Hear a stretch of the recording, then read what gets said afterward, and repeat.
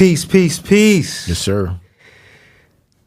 You are now in tune to Out the Box Talks. I'm your host, Cril. I got my brother A-Level. Yep. We are recording live at the Anchor Podcast Lab in New York City. Shout out to the good people over here for the opportunity to have a space.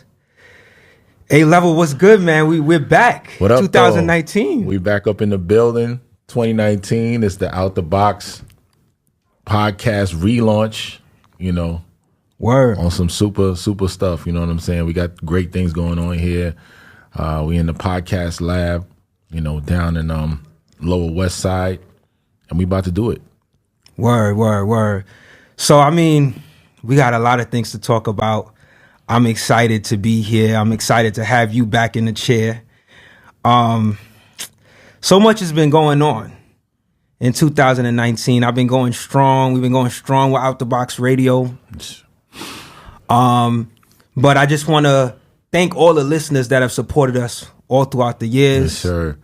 With the TV show, the radio show. Shout out to Chad, all of our faithful listeners that support us on the group, the Facebook group. Hip Hop Thinks Out the Box. Yep. Shout out to Charlie Taylor, by the way. Word. My man from Fifth Element magazine. Big up. No doubt. Yeah, man. It's kind of like exciting to be in this seat, because it's something I've been plotting for a minute, right? Like to really get back into a studio space and really do this. So there's some things I want to talk about. I really want to start off the show by explaining what the purpose of Out the Box Talks is, right? And what the whole movement is with Out the Box Radio. Like, for years, we've been supporting music that people don't get a chance to hear much, right, especially in the underground hip hop scene. And I'm particularly passionate about giving that voice to those artists, particularly in the indie scene, that's putting music out that's creative, that's conscious, that's thought-provoking, that just, uplifts people in general. And I feel like a lot of artists don't get that support, you know what I'm saying? Particularly in the underground, you know what I'm saying? So with Out the Box, whether it be Out the Box Radio or Out the Box Talks, the focus is to be able to give those artists that platform to promote them and get people to know more about them.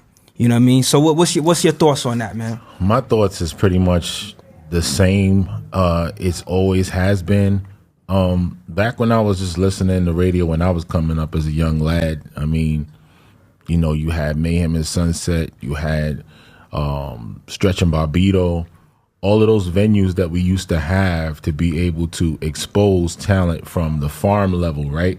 Where people would get exposed to this talent at such a raw level, and then eventually it would just cross over into the mainstream. Mm-hmm. That system kind of died out somewhere after 95, you know what I mean? And, now you have to be more of a hungry searcher, so to speak, you know what I mean? But still, there aren't enough platforms that really give exposure to the artist that is putting out quality music, right? Quality integrity in their stuff. So, I feel platforms like this is needed, and I'm really excited about it because, I came aboard with you on this thing, man, like, what was it, like 5, 6, 7 years ago? It's been a while, man. Like 2009, man. We 2009. We talking about a decade, you know what I'm saying? 10 years. So, Word. Woo, you know what I mean? This is actually the 10th anniversary, wow, that we're doing right now. This is celebrating 10 years of everything that we've been through.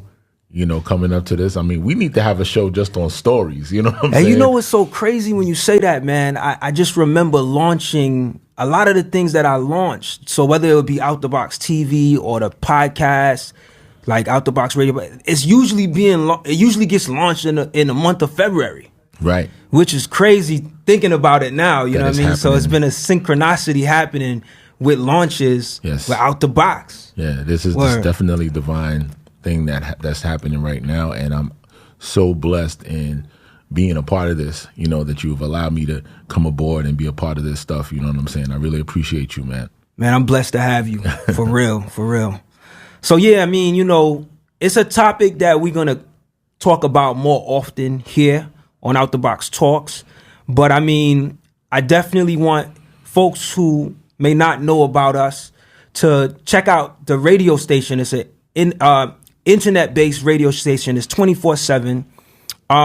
It's called Out the Box Radio, and you can find it on TuneIn. You can find it on. You go to my website, the website outtheboxmedia.com/outtheboxradio, or just go to outtheboxmedia.com, and you can, you know, click on the radio link, and you can listen to independent, thought-provoking hip hop. You know, all throughout the day. We also play soul music as well. Mm-hmm. So, you know, there's an emphasis on music that's creative or thought-provoking. So you're going to hear that. And that's big for me, you know. And what I want to do with the show is try to incorporate more artists that are on that level. You know what I'm saying? And more people that's doing major things in the community connecting to hip-hop. So I just wanted to put that out there. You know what I mean? Yeah, definitely. Like I said, you got a lot of things that's happening, a lot of dope things that are happening out there, but they're not getting enough exposure. Right. You know, and it's our job as entertainment professionals, you know, media professionals, to get that out there to the people. Indeed. You know, just dope things that are still happening out there, you know. Definitely, definitely. So moving right along to the next topic. Mm-hmm. We recently had the Grammy Awards. Boy. Did you get a chance to check it out? Nah, not really, man. I was putting my daughters to sleep during that time. Right, and, right. You know, the Grammys is always it's been what it always has been. I mean, recently, you know, they've actually shown some more focus on hip hop and them having a board and stuff like that now. I believe, you know, Premier sits on the board. Like, yeah, I feel like Ninth is involved as well too. Yeah. Ninth Wonder. Yeah. So I was like, okay, well, maybe they're trying to actually, you know, be real authentic about hip hop this time around and not just have it, you know, covered from a mainstream standpoint and just say, you know, word, you know, just throw whoever in there. So people that actually have its integrity at heart. But as of recently, I know I read something on the actually on the Out the Box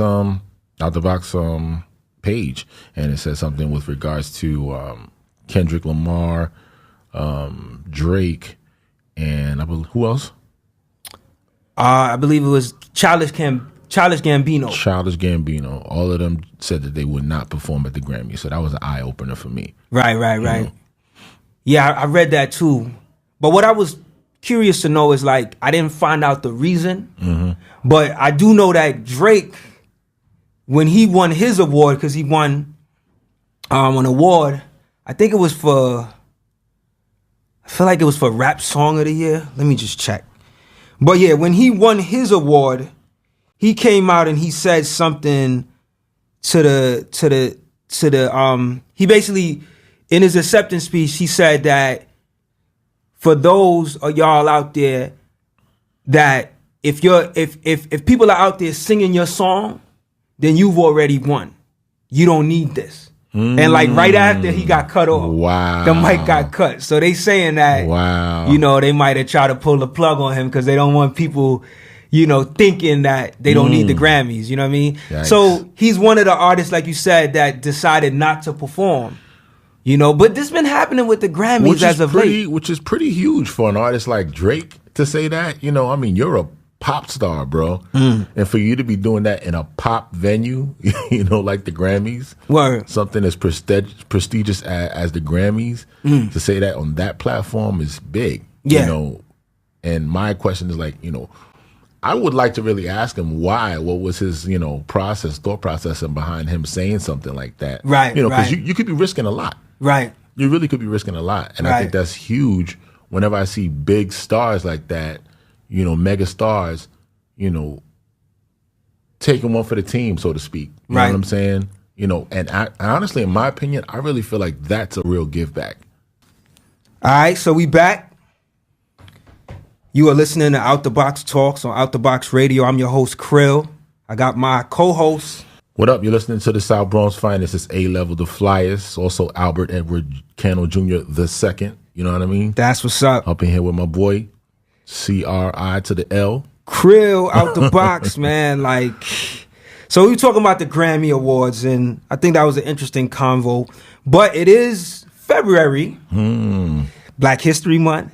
Sure. And also Dilla Day. Dilla month, JDilla, right? So let's explain to the people who Dilla is, man, because you were rocking with Dilla before me. So, yo, to say the least, you know, Dilla, JDilla, James Yancey, James DeWitt Yancey is a producer's producer. Point blank. You know, that's probably the reason why you may not really know of him, because many producers out there are fans of him. You're talking about the person who crafted The Light, you know, for Common, who crafted Didn't You Know for Erykah Badu, Breathe and Stop, Vibrant Thing. That's all him. All of that stuff that you heard, most of it, you know, from the Ummah. That's really how I became more familiar with JDilla through the Ummah, you know, and that's a production collective of Q-Tip, Ali Shahi Muhammad, and JD. And that's the name that he was referred to at the time. It was JD. Right. It wasn't always JDilla. The problem with that is because, you know, there was also another JD, you know, in the the game at the time, was So Def, and he used to refer to himself as JD. So, you know, two JDs can't be in the same room at the same time. And obviously Jermaine Dupri was, what up to Jermaine Dupri, by the way, was more of the popular guy at the time. So he went off with the moniker JDilla. You know what I'm saying? So my first real experience with him was, of course, I heard when I was blown away by him, when I just heard there was some important albums that came out during the period of 1996, and that would be Stakes is High, De La Soul, classic album. Young heads out there, if you're listening right now, and if you're looking for some dope hip hop to go up, get that album. The Stakes is High, and of course, it's now right now I'm having a brain fart right now. I'm just trying to remember the song. That he goes, yeah, Stakes is High, the title track. When I heard that song, I was just like, wow. I was like, who did that? But then when I got into A Tribe Called Quest, Beats, Rhymes, and Life album, and I was just like, you know, this album is a little different than Midnight Marauders. It's different, you know, it was already progressively getting in that direction, but I was like, I know Q-Tip is a dope producer, but, you know, by the time I heard Get a Hold, I was like, yo, this sound is just crazy. I was like, who is behind this music? But I never really paid that much attention to, you know, who really crafted that, because it all just said Ummah. It didn't say no individual producers. But it came to find out that later on that, you know, JD was producing a majority of everything that the Ummah was putting out. Right. You know what I'm saying? I used to think that Ali Shahi Muhammad was the producer. Right. He was the known dude at that time through Tribe Called Quest. Yeah. So I thought, you know, since he's the DJ, he's the guy that's doing all the beats, right? But he wasn't, you know. So, but my thing when I just really got convinced and I bought into JDilla was a song called "Still Shining" on Busta's first album, The Coming. Wow. And taking like, it a little bit back. Row. See my dragon, baby, stop whining. You see my influence still shining. And the way that beat moved, it got to the point where it's just like, you know, Busta is already a prolific MC already. Yeah. But the way he was riding and hopping all over these beats, and it was just going like, the beat was just bouncing. I was like, who is this? So I looked at it, I read the liner notes, and it said, JD for Pay J Productions. Wow. On there. And after that, I've been following him. I was following him ever since after that. And, you know, it just went from one record to the next, and I just became a fanatic. Wow. You know. Yo, I gotta say, big props to my brother A-Level, because he was rocking with Dilla before this wave of everybody jumping on this bandwagon, you know what I'm saying? And he is a true Dilla fan, man, and I'm honored to have you, you know, to like just talk about him, man. Like every time I hear you talk about him, it's like, wow, like I didn't realize that, you know what I mean?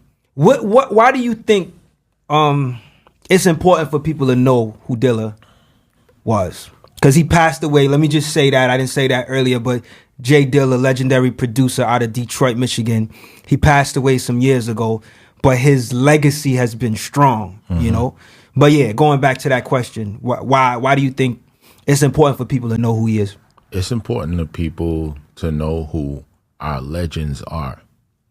I mean, like what J.Dilla did for music, to me, and some people might think I'm crazy, I think it's in comparison to what Miles and Coltrane did for jazz. You know, he changed music subtly, whether people realize it or not just for hip hop. He was the first person that crafted the whole neo soul sound without even calling it that. You know, people talk about D'Angelo and you talk about Erica. You can ask both of them, because they are Soul Aquarium members, of which he's down with that group as well too. And he was the person that was on the boards. You know, he basically is you know, the founding fathers of that whole neo soul sound. So Wow. it ain't even just hip hop. You know? Right. Everything that is that you're hearing right now with You can hear the influences. how guys program the snare drums. That's another thing that he changed. You know, he made the snare drums more prominent on loops. He made me want to make beats, you know, of which I went and got a, you know, 2000 XL. I mean, he used the 3000, but, you know, he made me just really just want to take it even a step further. I mean, Pete Rock was already the god for me. You know what I'm saying? He was that dude for me. So if you are a dude that can surpass that, you know, I was like, wow. I was like, you're just that guy. So and even, you know, Pete Rock said himself, he took it to places where I didn't even go. You know, J.Dilla really, you know, impacted music in a way where it's just like, you know, by the time the whatchamacallit album came out, Fantastic Volume 2 with Slum Village, and you get to the Coney Gardens track, you know, you're like, what's happening? He wasn't just a dude that was just a beat maker. He just had that soul pocket. Like he knew, he not only just made the beat for you and just say, hey, rhyme to it, you know, he showed you how to perform it. You know, like, I don't know why I'm fucking with you. You know, he was like, could ask my man T3, I ain't the one. You know, he would just put certain things in there like no time for acting funky, you know. Yeah. And I was like, wow, he's actually using samples to speak, you know. Wow, yeah. And also too, you hear that like so prevalently in Donuts. He made the music speak. Yeah. That's what producers weren't doing before him. That's dope.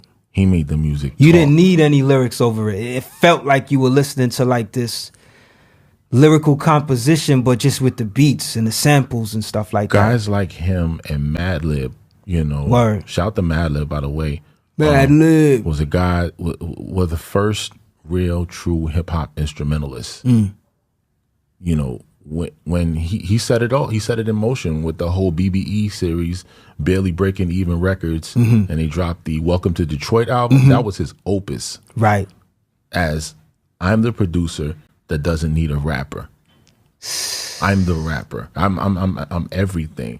This is before Kanye, y'all. This is before Kanye. And Kanye can even admit that he stole some drum samples from him as well too. Yeah, Kanye's definitely gained inspiration from Dilla, from Madlib. He's worked with them, but that's my problem. And this we're gonna have to talk about this a whole other show. Right. But I feel like you know, these artists that we recognize as like the most popular artists in hip hop, a lot of their inspirations come from the people that we rock with on an underground level. Right. But these cats never get that shine. They never get that recognition. I'll share with you, since we're on that point, another great point about this dude. Never mind just his music, but the kind of person that he was as a human being. You know, I used to always get upset and mad why everybody in the world doesn't know who JD is except for me. I feel you. Why am I the only person that knows how great this guy is? Man, I feel you. That's like how I feel with Doom, with MF Doom. Yeah. I mean, like, why, I'm saying it to me, like, they'd be like, Jay who? Jay what? Yeah, JD. Yeah. Like, yeah, J.Dilla.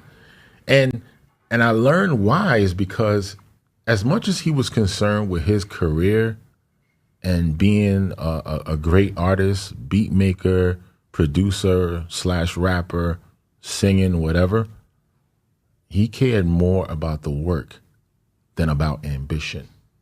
Right. Then I give you an example of it because JD was supposed to be on Blueprint 2. He was supposed to be on Blueprint 2. Wow. I don't know if it was Just Blaze or Young Guru that said that, where I read that somewhere on a website. During the time when that album was being produced, they approached JDilla for some work, and he was like, yeah, no doubt. You know what I'm saying? I'm going to definitely give him something. I want to work on that, but I got a dude over here that I'm already working with. Right. I got to finish what I'm doing with him first. Right. I remember hearing that story. Yeah. You refresh my memory now too. So, I'm like, wow. You know what I mean? Like, what is that? Most guys would have been like, yo, listen, bro, I'm gonna put your work on pause over here and let me go rock with Jay-Z over here because that's my opportunity right there. If I can get a beat with him, the way it happened with Knife Wonder with Threat, imagine what could have happened for J.Dilla. Definitely. He'd have been a household name. But he wasn't concerned with that. Yeah. So, listen, man, you just gave us a mouthful, man, like in terms of Jay. We definitely going to have to table this for another discussion because we got to, wrap the show up. Yep. But it is Black History Month, so I just wanted to quickly recognize, we got like 2 minutes left, some inventors who made some innovative strides, right? That Black people who made some very innovative strides in the past. So George or Henry T. Sampson improved the clothes dryer. I didn't know that. I think it's either George or Henry is his name, but T. Sampson is somewhere there. Osborne Dorsey invented the doorknob. Sarah Boone improved the ironing board. Lonnie Johnson invented the super soaker, and that was not too long ago. Really? And Isaac R. Johnson, he invented or innovated what we know as the bicycle frame today. So just in the spirit of Black History Month, I want to recognize those great Black inventors and innovators. And I just want to thank everybody for listening. Again, we're going to be streaming on the Out the Box radio station. That's 24/7 Out the Box radio. Shout out to the people at the Anchor Podcast Lab here in New York. And I look forward to seeing y'all bi-weekly. We're going to be doing this bi-weekly. So we'll have artists. My man A-Level will be here. Any last words, A-Level? Nothing, man. Just stay tuned. Stay tuned for some more dope quality media. Word. This is Out the Box. This is what it has been. We support it's quality media for quality artists. Word. Point blank. And just like that, we out. Peace.